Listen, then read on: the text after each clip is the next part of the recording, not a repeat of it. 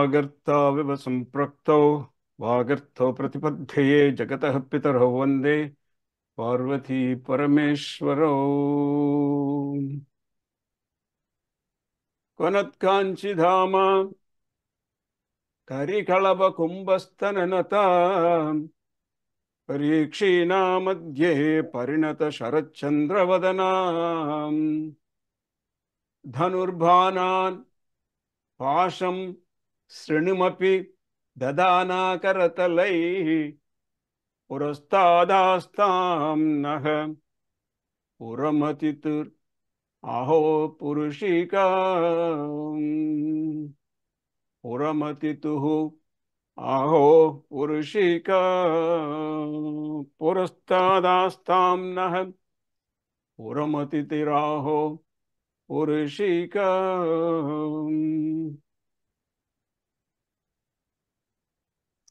Manifest yourself in front of us like this.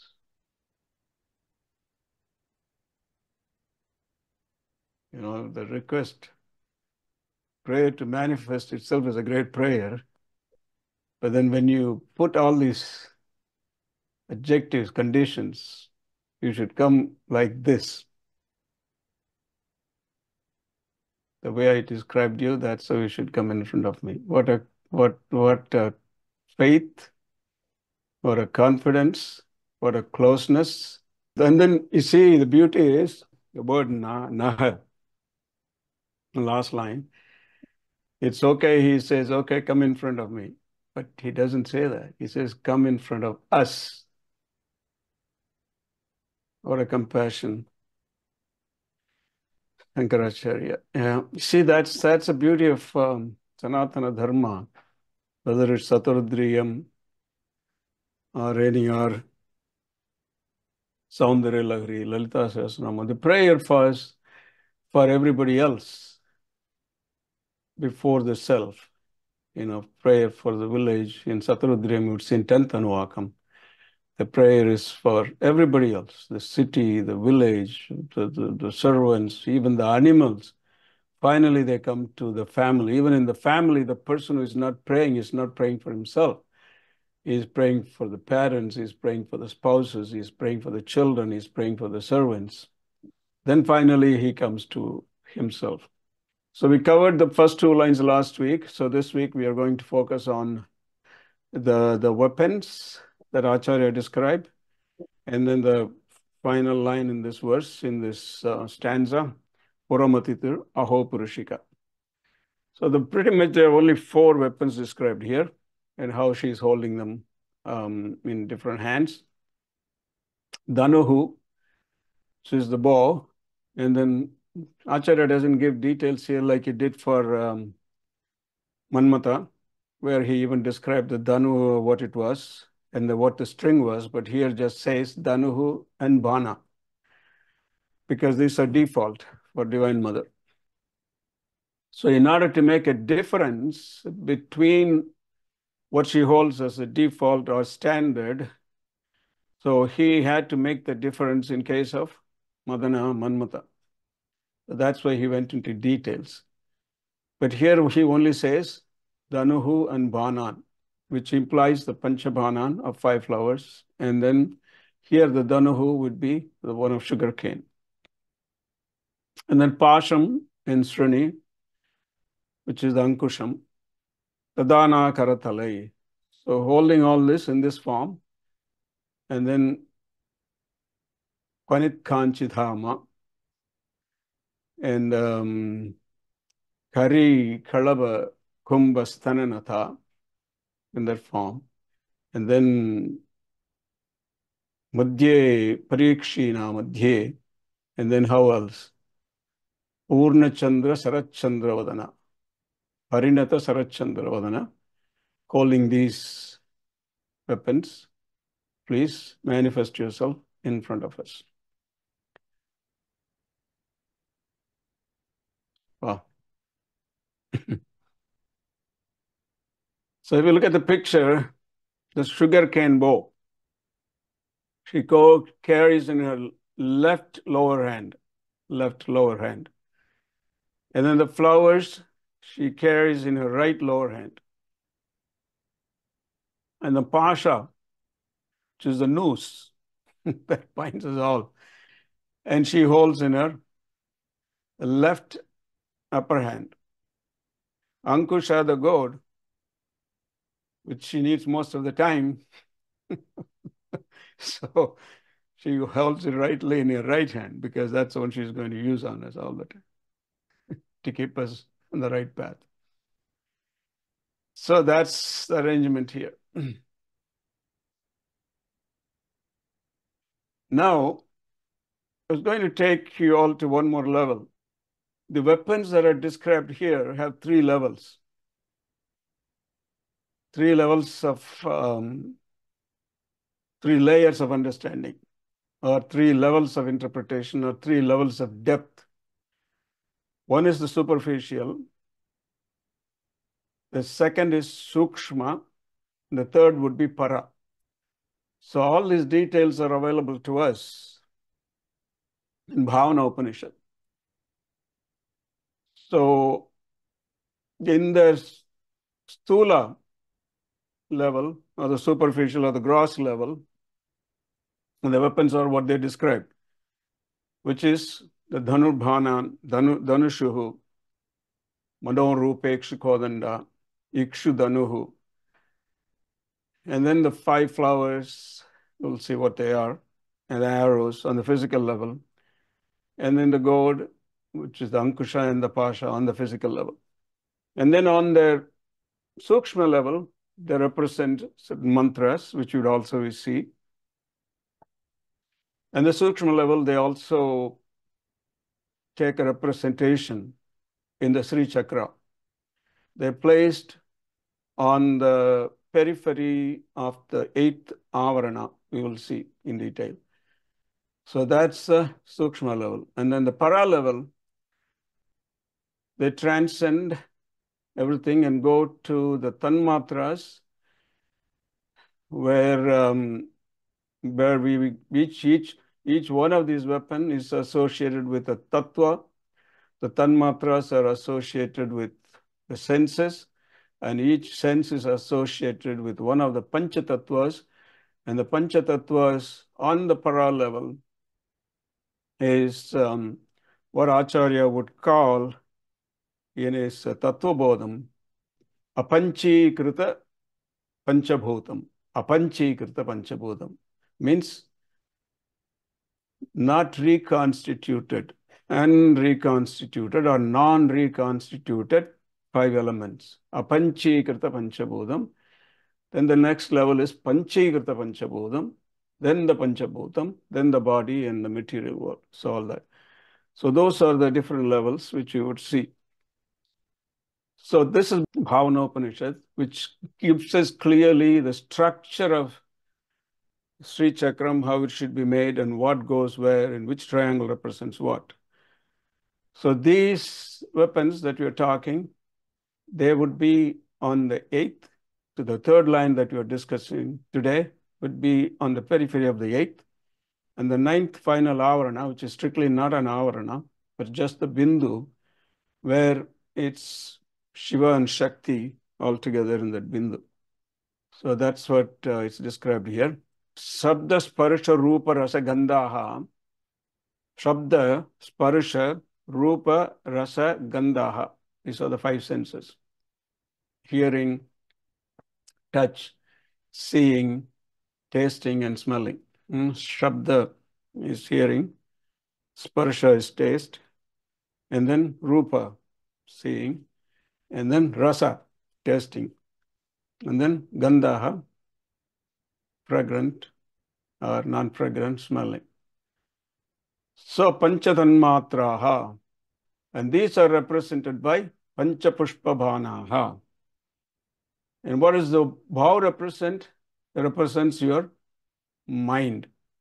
Manorupe Ikshukodanda. Ikshukodanda, which means a bow of sugar cane, Ikshu sugar cane. Ikshukodanda, Ikshudanuhu, one and the same. And what kind of Ikshudanuhu? Manorupe Ikshukodanda. And then she has these other two.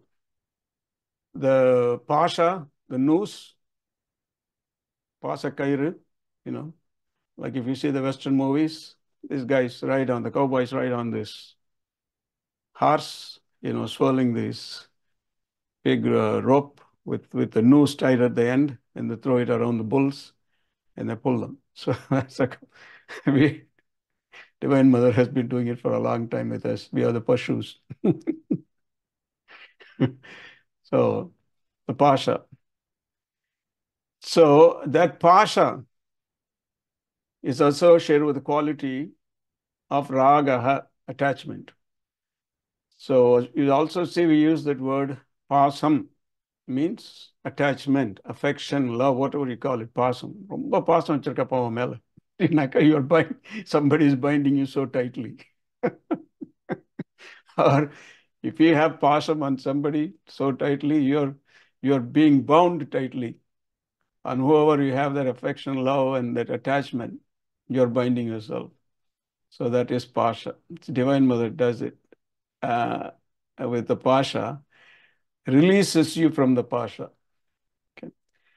And then when you deviate, she has his weapon, Ankusha, Dvesha Ankusha. That's why Lalita Sahasranamam, Manorupekshiko Danda Panchathanmatra Sayaka, Raga Shurupa Bhashadhya, Rodhankhara Gushojwala, Krodha. She gets Ankusha is used when she gets mad at us. I discussed in Satarudriyam, the very opening line is, so lovely here. The very opening line in Satarudriyam, most of you know Rudram. After we say, Om Namo Bhagavate Rudraya, Rudra, I worship you, right? Generally you worship him. Om Namo Bhagavate Rudraya, not Rudraya. Okay, everybody says Rudraya now. Om Namo Bhagavate Rudraya. The next line, Namaste Rudram Manyava. I worship your anger. Krodangharangushodjvala. I worship your anger because only when there is anger, there is use of the weapons. Even though you may have 20,000 weapons around you, if you're not angry, if you're cool and calm, there's no use for the weapons. On the other hand, even if there's no weapons around you, if you're mad, you'll pick up anything that lays close by and throw it or hit with it. So that's so beautiful here. So here in the next line, the two-line describes where that goes in the Sri Chakram. We are not going to go into the detail. I'll show you a couple of pictures later. But this is how these weapons are represented in Sri Chakram. Avyakta Mahat Tattva Mahad Ahankara iti Kameshwari Vajreshwari Bhagamalinyonta Trikonagraga Devataha. So these are all the devatas of those trikonas. And then in the eighth avarana, in the periphery, these weapons are represented. It's Bhavana Upanishad. Taking us to the Sookshma and the Para levels of these four weapons. So these four weapons that we described, the bow, they have flower arrows, and the Pasha and Ankusha, are traditionally associated with the iconic form of the mother, goddesses Lalita, Rajarajeswari. And they constitute, like I said, the periphery of the eighth avarana and the interior of the eighth. The periphery of the eighth avarana is Shabdasparasha Rupa Rasagandaha Panchatanmatraha Panchapushpabhana Mana Yukshudanuhu Vashyo Vano Ragaha Pashaha Dvesho Ankushaha. So on a Sookshma level, we saw on the physical level, and then on a Sookshma level, you have the mantra form, that Srini, which is the Ankusha, which is chrome, and Pashaha, which is the noose, arm, and Danuhu, which is Om. Wow. Om. You know why Danu is Om?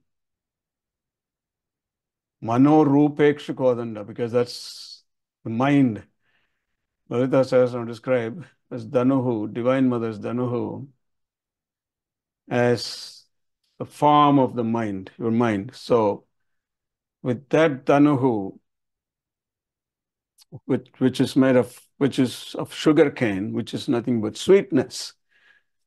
This is how Divine Mother pulls you towards her, away from Manmata.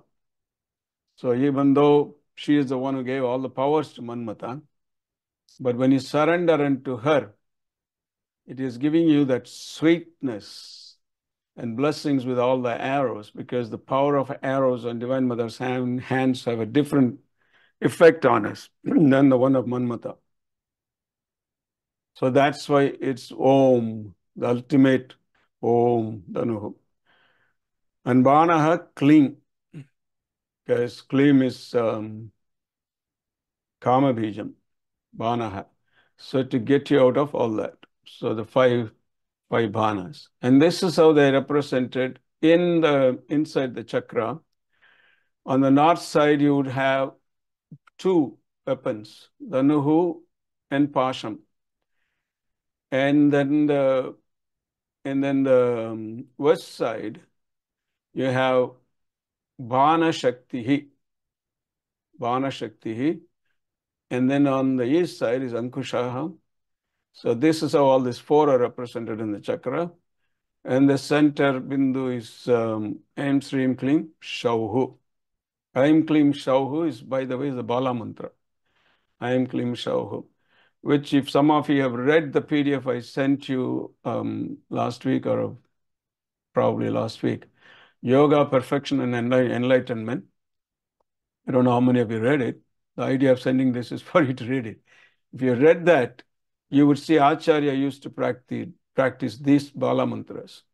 Aim, Klim, Sauhu. So that's how these weapons are represented in the Sri Chakram. And that's a Bindu, right in the middle. There you go, that's a Bindu. So that's the 8th Avarana, the triangle. And this is the 9th one, where both Parvati and Parameshwara are united together. So that's how creation comes about. Starting from the Bindu, the Sri Chakram represents different layers of expansion until it culminates in the pinnacle of human. It's such a detailed science that there are many texts, many scriptures detailing how from the Bindu, Nada Bindu, Tala, all these manifest, both in Saiva Siddhantam they describe that, but in also Shaktam, we have this beautiful manifestation in Sri Chakra, how the creation comes about. Each triangle and the intersecting triangles, creating more triangles, represent what level of creation.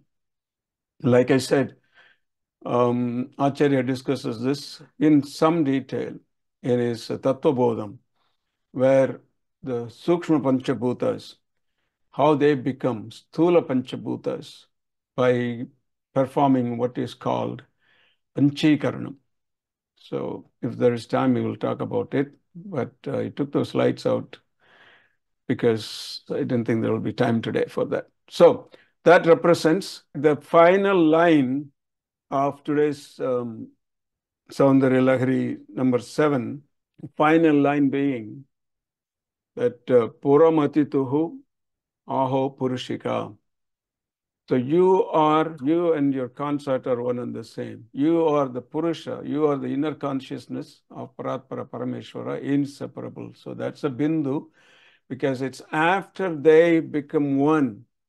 Shiva Shaktya Yuktho Yadi Bhavati Shaktaha Prabhavitum. So when that happened, Shiva Shaktya Yuktaha, that is a Bindu, that's from when the creation starts. Shaktaha Prabhavitum. So that's when the creation starts. So that's represented by Bindu. And that's what the last line is in today's verse. Like I said, Ahapurushika manifests as in this form. Now, most of you who had opportunities to delve into Shaktam and study little bit about Sri Vidya cannot but know Bhaskara Raya. He was a great Shakta saint. He was a great saint. And He had written commentary, which named Setu Bhanda, on Shastra called Nitya Shodash. So where this is what he talks about. Shabdasparshadhayo bhana manastasya bhavaddanuhu. Shatrimsat tattveshu. Among the 36 tattvas, ragatmakam tattvam pashasya. Pasha is the tattva of raga, which is described in this verse we are talking about today. Raga Shvarupa Pashadhya. And then in a Sookshma Rupam that we talked about, Shatram Shatatveshu Ragatmakam Tattvam Pasasya Sookshma Rupam. And then what does it do? Bandhakatvat Visheshat, because it binds you. Pasha means binding. Bandhakatva Visheshat. Now what about Ankusha? Ankushasya Vasanatmakam Rupam Dveshaha. So Krodaha Dveshya Dvarakatvat. So Krodha being the quality associated with Ankusha. So this verse that you are reading today, 7th verse, is much more than just a representation of she has this Ankusha and Pasha. It is very, very deep. So deep that it affects you. It applies to all of us in the subconscious level. All of us, of subconscious level. And then so much so that in order to reach the real level of knowing who you really are, who that Purusha in you is, you have to go past all these tattvas, raga, dvesha. And so that's why all these great saints have delved so much into the form of the Divine Mother. The form of the Divine Mother, again, is not an imagination of an artist. It's not an imagination of a painter. But where did they come from? In all the forms that we have in Hinduism. Where did they come from? Did somebody just sit under a tree and just painted it? No. These are the forms witnessed in the deep level of samadhi. This is how the divine ones appear to the saints. And that's how they are represented in most of our pictures. You know, some of the modern artists may take some liberty. But what you see here is how the Divine Mother really appeared to them, and that's how they are represented to us. And then they're also giving us meanings and the deep interpretation of what each one of these aspects of this vision means. So it's it's beyond the mind level. That's what I was telling you, the 3 levels, which is the Sthoola, Sookshma, and the Para level. The Para level being where, well, the ultimate reality is, and then manifests in the Sookshma level and the Sthoola level. I would like to mention one verse from Rig Veda in this connection. When we talk about the Para level, it's not only the forms are in that Para level, but all the entire basis of Hinduism is in that Para level. And what is that basis? The Vedas. So this is what Rig Veda describes. Riksho akshare parame vyoman yasmin deva adivishve nishedoho yastanna veda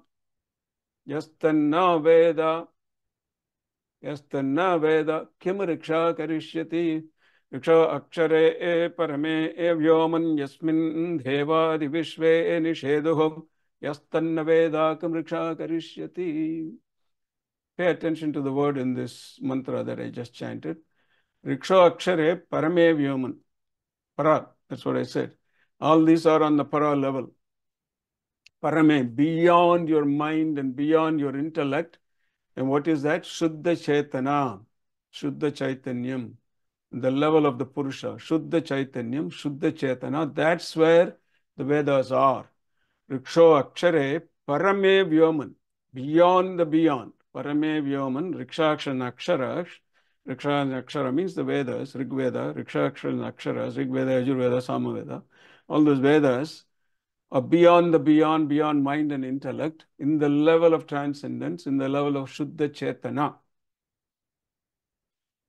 And that is why, since the Vedas are on that level, Rishis went into the silence of Samadhi and cognized them. The Vedas were not written, on a palm leaf by someone sitting under a tree and imagining, and okay, let me compose this. No.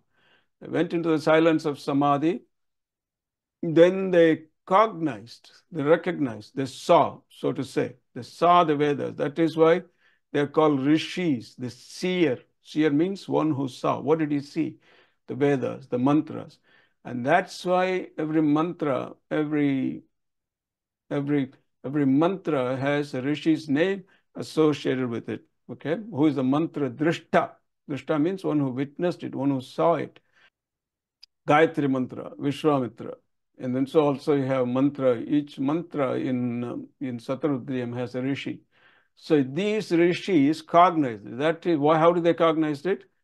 They went into the deep state of samadhi, beyond, the paralava. Rikshakshare parame vyoman.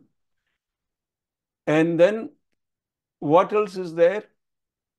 Yasmin, pay attention, which is relevant to our talk now. Yasmin deva adi vishve nisheduhu. Adi vishve.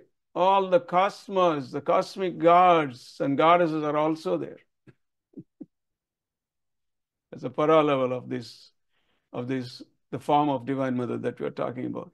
Yasmin Deva, not of Karnataka, not of Andhra, not of Uttar Pradesh, not of Tamil Nadu, not Rajasthan, not Kashmir, not Kerala, not Maharashtra, not India.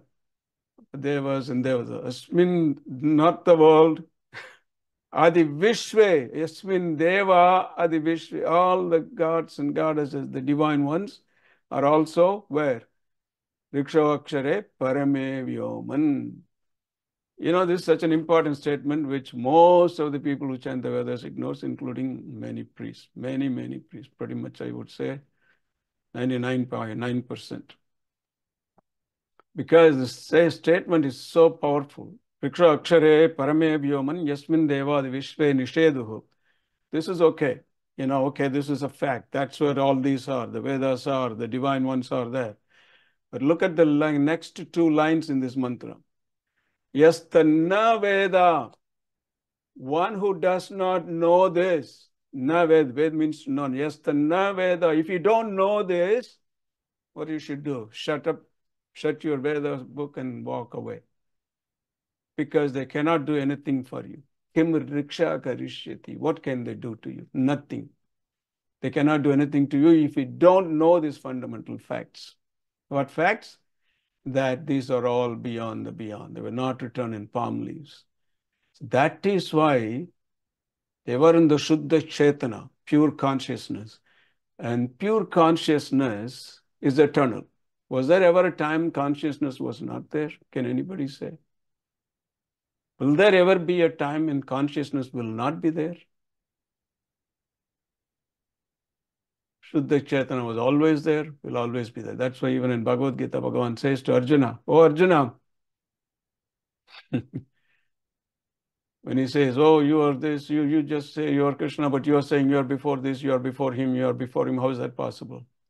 Bhagavan says beautifully, "Oh Arjuna, there was never a time I was not there. There never will be a time I will not be there." Which means Bhagavan is not talking about the physical form of Krishna. It's that Shuddha ultimate Chaitanyam reality. And it is from that Shuddha Chaitanyam, which is eternal, Sanatana, the Vedas came. And it's based on the Vedas that our Dharma is Hinduism. And because Hindu Dharma is based on the Vedas, which come from pure consciousness, which is eternal, Sanatana, and that's why this is called Sanatana Dharma. And time and again, Onslaughts were made by hostile religions in so many different forms, through violence, through conversions, through so many different ways. But Sanatana Dharma survived. They burnt universities, they burnt the books, they burnt the Vedas, destroyed the temples. Cannot destroy consciousness. Because any one of you can close your eyes, go into a state of samadhi and bring out the Vedas. They don't exist in formless. They exist in Shuddha Chetana. You go there and, oh, here is the Veda. Okay. You chant it, and then your disciple would hear it. Shruti. So the Rishi who witnessed it in the silence of samadhi, he spoke out. And the disciple heard it. Shruti. Then he memorized it. Smriti. Then the values in the Vedas were given to the common people in the form of Puranas. So that's why Smriti, Smriti, Purananam.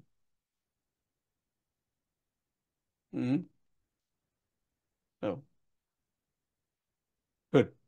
So Vivekananda beautifully says, the Vedas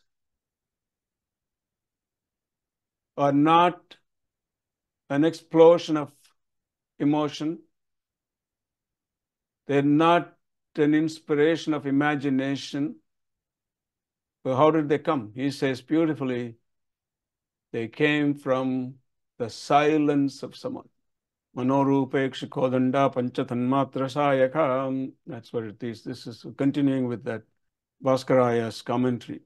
Shabdasparshadhaya ityadi padena ruparasagandhaha ete panchatattvatmaka vishaya bhanaha puspashayakatmakaha tasya swatmano dhanurikshkodandam tu manastattvam, the mind tattvam, vishaya paramartha swarupanam indriyanam tad vishayeshu prerakatvat yata choktam Manorupekshu kodanda panchatanmatrashayaka ragaswarupa pashatya krodangara gushojvala.